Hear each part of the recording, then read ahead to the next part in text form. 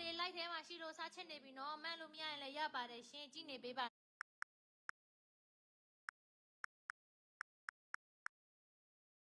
နော်ပြီးကမှဘယ်လောက်ပေါက်လဲမတိလိုက်မှာစိုးလို့ပါနော်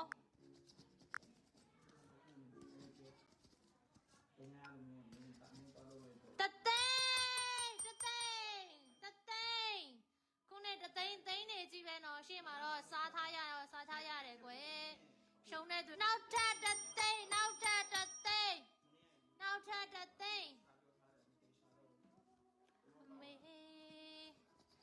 မေရဲ့မေ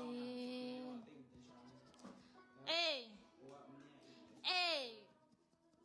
ခေါ်ပြင်းတဲ့တသိန်းထပ်ပေါက်ပြန်ပြီဟေးသမီးရဲ့မေညိုညင်ပါဘူးတင်ပြေတာရှိလေ